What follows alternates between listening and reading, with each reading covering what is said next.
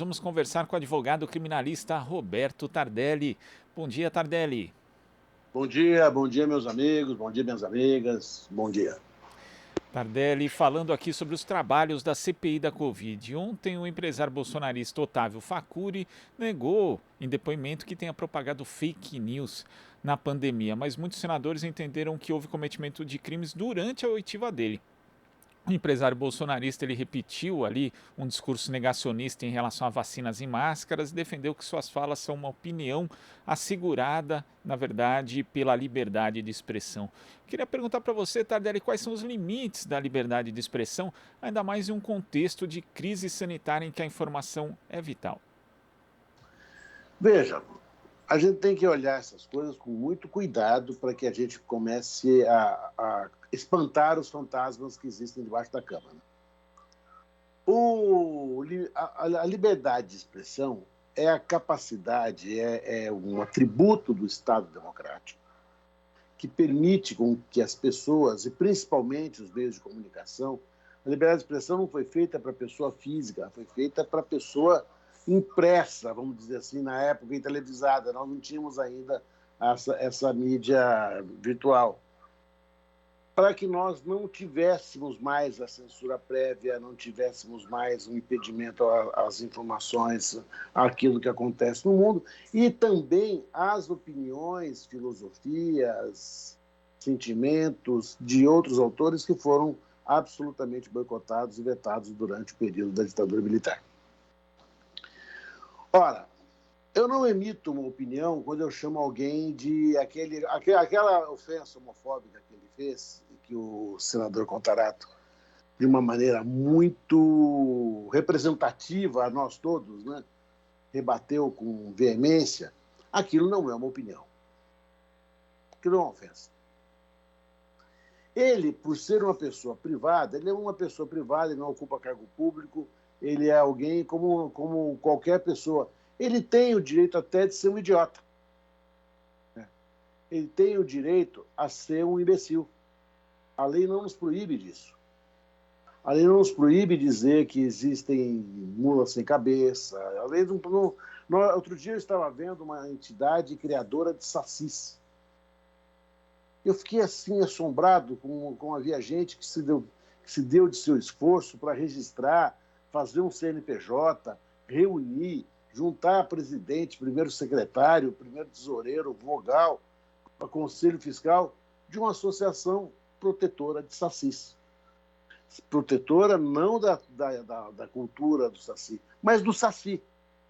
Ele, saci. E fiquei pensando, é muito curioso que isso possa se fazer, né? Porque as pessoas têm o direito de proteger saci. Olha, eu vou fundar uma associação para proteger os sacis que eu acho que estão em extinção pela urbanização crescente do país. Ponto. Ele, enquanto pessoa física, pode fazer isso. O que ele não pode fazer enquanto pessoa jurídica. O presidente da República não pode dizer isso. O ministro da Saúde não pode dizer isso. As pessoas que têm responsabilidade pública não podem dizê-lo. O que acredito que ele tenha cometido de crime foi no momento em que ele admitiu, sim, o financiamento das fake news. Isto sim é crime. Você não pode, porque a fake news não está no guarda-chuva de proteção, vamos dizer assim, da liberdade de opinião, porque na fake news não há opinião.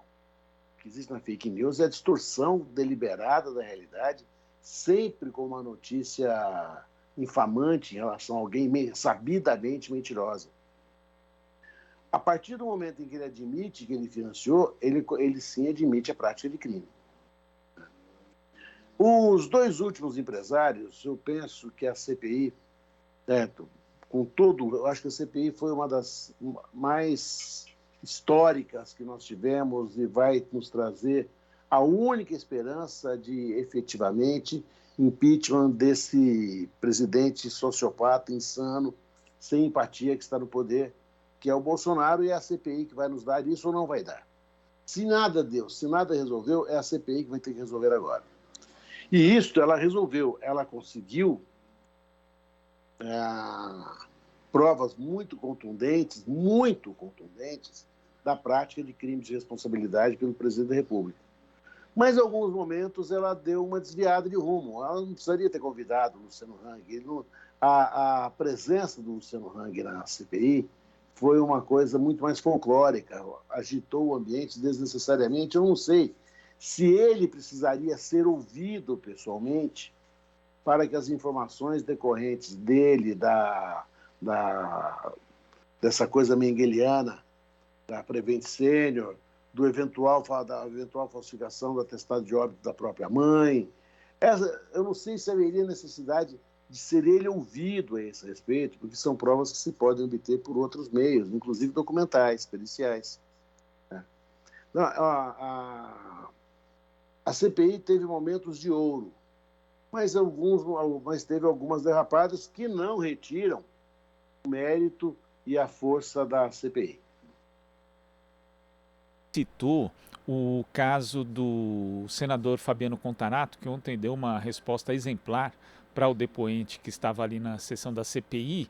E esse é um caso que também é importante a gente abordar, porque muita gente pode entender aquilo como um crime contra a honra, né? Injúria, calúnia, difamação, mas na verdade é a prática do crime de homofobia, né? Uma violação de direito humano fundamental que se revela ali um comportamento discriminatório e atinge todo um segmento da sociedade, Tardelli. Eu acho que não atinge todo um segmento da sociedade, atinge a sociedade, né? Porque no pórtico da Constituição Federal, que pouca gente lê, o pórtico é uma abertura que a Constituição Federal tem, que é absolutamente maravilhoso. Ela diz que o objetivo daquele Congresso Constituinte, daquela Constituição que ali se entregava à população, era a construção de uma nação justa, fraterna, sem preconceitos, fundada na paz, sem discriminações, com combate à miséria, combate à pobreza, combate às diferenças sociais. No momento em que alguém deliberadamente, estupidamente, publica nas redes sociais uma frase homofóbica, não está ofendendo somente ao senador a quem ele pessoalmente se dirigiu e ofendeu ao senador. O senador é vítima de crime de injúria, que é crime de ação penal privada. Mas ele ofende também a organização constitucional. Fala assim, olha, a busca da Constituição não é essa. Nós queremos exatamente o contrário do que ele afirma. Nós queremos uma nação sem preconceitos de qualquer espécie. A homofobia, a LGBTQIA+fobia, né, o racismo, o machismo, são formas primitivas de organização social que a Constituição Federal abomina, que a consciência da pessoa minimamente empática abomina. O que eu acredito que esteja acontecendo é que isso, já ouvi muitas vozes muito mais autorizadas do que eu a dizer, é que o Bolsonaro parece que liberou uma porção de perversidade de cada um de nós. As pessoas passaram a achar que tinham o direito de se tornar perversas, de se tornar primitivas, de se tornar preconceituosas. E aqueles que o eram, mas que se guardavam, passaram a não ter mais motivos para isso, estão absolutamente à luz do dia, falando, expondo as suas iniquidades. O certo é que ele foi vítima de um crime de ação penal privada, né? Que não necessitaria, o que eu digo assim, não necessitaria ele poderia dar a resposta, ele deu a resposta na CPI espetacular, porque ele teve a oportunidade de falar frente a frente com o seu agressor, né? Ele não perdeu tempo, ele deu uma resposta que representa a todos nós. Todos nós nos sentimos comovidos, todos nós nos sentimos emocionados, principalmente com uma frase que ele disse que é marcante: a sua família não é melhor do que a minha. As famílias são iguais. As pessoas não sabem, querido, que em nenhum lugar da lei existe definição de família. Você sabia disso? A família não tem definição jurídica, não tem definição legal. Família é esse agrupamento formado por parentes que se amam e que se protegem. Não é exatamente a família tradicional, ou apenas a família tradicional, que a gente viu ao longo das últimas décadas do século passado, ou sempre vimos. Família hoje é qualquer agrupamento social que assim se pretenda perene. unidos por laços de parentesco, sejam parentescos sanguíneos, sejam parentescos civis, que é o caso da adoção, que faz com que a pessoa adotada seja tão filha quanto qualquer outra filho concebido de outra maneira. A resposta do senador Contarato me comoveu muito nesse aspecto. As famílias são iguais, o que importa é que nós protejamos a estrutura familiar e que não comecemos e abominemos essa história de qualificar qual família merece ser protegida. Todas as famílias merecem ser protegidas. E, igualmente, e mais protegidas ainda, aquelas famílias que sofrem alguma espécie de preconceito. Nós temos que abolir os preconceitos e não justificá-los. O pedido de desculpas que o empresário fez depois ficou patético, né? Porque ele tentou se desculpar daquilo que é efetivamente indesculpável. E ainda pediu desculpa daquela forma, né? Se você se sentiu ofendido, algo que é inacreditável a postura dele mesmo após receber aquela resposta. É o jeito bolsominion de ser, né? Eu estava outro dia no aeroporto, o meu avião atrasou, eu estava vindo de Fortaleza, atrasou há 8 horas. E a gente percebe as pessoas que são bolsominion pelo trato que elas dão às pessoas mais humildes, às balconistas. A gente não precisa mais perguntar. Parece que eles estão fazendo aqueles sinais próprios de sociedades secretas, assim, de identificação. É uma estupidez consentida, é uma grosseria consentida. O jeito de bolsominion pedir desculpas é aquele jeito debochado. Se você se ofendeu, tá. Né? Mas que ele ficou com a lanterna do idiota na mão, ele ficou. Não há dúvida alguma. Isso, sem dúvida mesmo. Agora, Tardelli, esses dois empresários que estiveram ali na sessão da CPI na quarta e na quinta-feira são investigados por conta da disseminação de notícias falsas. E você entende que houve uma letargia do sistema de justiça em relação à apuração dos fatos relacionados a esse tipo de disseminação de fake news, que tem uma sustentação financeira muito forte e surgiu ali com mais relevância nas eleições de 2018, mas que no final das contas é uma estrutura que perdurou até agora, trazendo inúmeros prejuízos humanos em meio a uma pandemia? Olha, eu estava vendo na Folha de São Paulo hoje uma pequena nota na coluna Painel, se não me engano, que a conta judicial em que houve sequestro do dinheiro, das verbas das empresas que apoiaram as fake news, tem mais de R$500 mil em saldo lá. Ou seja, foi bastante dinheiro. Agora, não dá para a gente saber, porque a gente não tem nenhuma proximidade com o inquérito, a gente não tem nenhum contato com esse inquérito, por que as coisas estão assim um pouco mais demoradas. Eu acredito que seja alguma dificuldade operacional da própria investigação. Mas era uma investigação que precisava ser feita. Era um inquérito que precisava ser instaurado. A produção das fake news deve ser arrostada completamente do cenário político, do cenário geral, do cenário social. Nas eleições de 2018, nós tivemos fake news que beiravam as coisas mais esdrúxulas. Nós vamos morrer sem nos esquecer da mamadeira de piroca. Olha, divulgaram isso. E divulgaram maciçamente. O problema das fake news não é só a existência da fake news, mas muito mais a forma rápida e incontrolável com que ela se alastra. O grande risco que essas notícias trazem, falsas notícias trazem, e que mudaram o resultado da eleição. Em alguns estados do Brasil, nas eleições para governador, quem estava lá atrás, lá embaixo na pesquisa, subiu feito um rojão sem cabo nos últimos 2, 3 dias, com base exatamente nisso. O exemplo é a eleição do Rio de Janeiro, em que o governador afastado, o Witzel, não era sequer cotado. Na última hora, alguma coisa aconteceu que ele acaba vencendo as eleições. As fake news, elas são o nosso DNA do atraso, sabe? Do obscurantismo, do primitivismo. Esse inquérito é não somente para proteger a Suprema Corte dos ataques que a Suprema Corte tem sofrido, mas muito mais para proteger a lisura do processo eleitoral e a sociedade como um todo. Importante essa sua lembrança, Tardelli, de que as fake news também definiram eleições para governadores e foram fundamentais, inclusive, para a ascensão de alguns parlamentares, né? Porque tem alguns que também foram eleitos, né? Tanto deputados quanto senadores, com a ajuda do disparo ilegal de notícias falsas que a gente teve durante as eleições de 2018. Então é algo que não pode se repetir no ano que vem. Olha, eu acho que toda a consciência dos operadores sociais precisa estar muito, muito voltada para isso. Eu acredito que os advogados agora têm uma missão social muito importante da qual eles não podem fugir.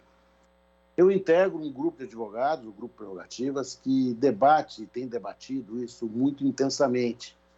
Nós precisamos garantir que as eleições não sejam contaminadas por essa bactéria mortal do voto, que são as fake news.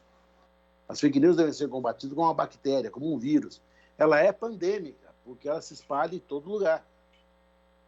Nas eleições de 2018, todos nós conhecemos alguém, ou mais alguém, que se deixou levar por alguma notícia absurda, alguma notícia falsa, e que mudou o próprio voto em razão disso. A gente tem que lembrar que as fake news foram tão irônicas que elas colocaram o filho do Lula como dono da van. Olha que ironia. Isso é uma ironia, quase um deboche. No caso, isso inclusive foi citado, né, pelo empresário Luciano Hang no depoimento dele da CPI como fato motivador dele vir a público e se tornar essa figura que frequenta bastante a mídia, né, Tardelli? Ele frequenta a mídia. É engraçado como algumas pessoas querem se notabilizar pelo lado sério, pelo lado coerente, pelo lado de equilíbrio, e outros que se notabilizam exatamente pelo contrário, né, pelo que tem de pitoresco. Né? A fantasia de Zé Carioca, do Luciano Hang, vai ficar muito mais do que ele. Né? Talvez, e se essa história da falsificação do atestado de óbito da mãe for efetivamente comprovada, não está diante de situação inacreditável. Né? Ele próprio disseminou uma fake news que foi divulgada pela deputada Carla Zambelli, que também é uma pessoa que abdicou completamente do sentido de lucidez mínima, né? E debochadamente disse, olha, eu me tornei público para evitar esse tipo de coisa, que ele próprio disseminou. É muito curioso, né? Um empresário que se disse patriota, que tem lá um símbolo brega, kit, grotesco da Estátua da Liberdade, que vende quinquilharia chinesa da pior qualidade. Né? É o patriotismo doido que a gente vê dessas pessoas. Né? O patriota brasileiro que louva a Estátua da Liberdade realmente é uma contradição bastante ilustrativa desses tempos aí da chamada nova era, Tardelli. E não só, ele vende a quinquilharia chinesa, que é o país odiado pelos bolsominions. Né? Ele fatura a quinquilharia chinesa da pior qualidade. Né? De pequenas quinquilharias, certo? Lá, da pior, e fatura muito. Ele diz faturar 20 milhões por dia. Né? O que é uma informação preciosa para que a Receita Federal possa, então, certo, avaliar se tanto dinheiro arrecadado corresponde também a tanto imposto que ele tem que recolher. Eu acho que foi uma afirmação de alto risco que ele fez e chamou para si as atenções da mídia. Eu acredito que eles chamaram as atenções, esses empresários, os proprietários da Prevent Senior, que nós nunca imaginaríamos essa história acontecer, jamais nós pensaríamos que alguém pudesse ter um plano de saúde no Brasil destinado a idosos, baratíssimo, é o plano mais barato possível. Ele é barato demais, ele é tão barato que a gente chega a desconfiar da existência dele e usasse essas pessoas como cobaias humanas sem o seu consentimento. Que matasse as pessoas pela morte mais agônica possível, que é a morte por asfixia. Eu queria dizer aos nossos ouvintes, aos nossos espectadores, que o Código Penal, no seu artigo 121, parágrafo 2º, inciso 3º, ele coloca o meio cruel a asfixia como um meio cruel de produção de morte, porque ela produz na vítima um intenso sofrimento, atroz sofrimento. E o fizeram. E não fizeram sozinhos, fizeram com a coletividade de médicos. A gestão Bolsonaro está trazendo para a gente dados de sociologia que nós nunca imaginaremos que fôssemos possuir no Brasil. A Prevent Senior é um desses casos, que eu estava dizendo isso outro dia, é a grande justificativa do SUS, porque a Prevent Senior é a ponta da privatização da saúde. Olha, privatizar a saúde pode gerar Prevent Senior. Por quê? Porque a Agência Nacional Reguladora, a ANS, que deveria fazer o trabalho de fiscalização e regulação, não fez. Por que motivo? A gente não sabe. Não interessa agora. Fato que não fez. Não. Tardelli. Só para terminar, no seu negacionismo, o governo Bolsonaro acaba por afirmar a necessidade de nossas instituições públicas que ele próprio está destruindo uma a uma. Tardelli, eu queria agradecer demais a sua participação aqui no Jornal Brasil Atual e até a próxima. Oxa, até a próxima, um grande abraço, um grande dia lindo amanheceu aqui hoje em São Paulo. Beijo a todos. Um grande dia também, Tardelli. Conversamos aqui com o advogado criminalista Roberto Tardelli. Você está ouvindo Jornal Brasil Atual. As notícias que os outros não dão.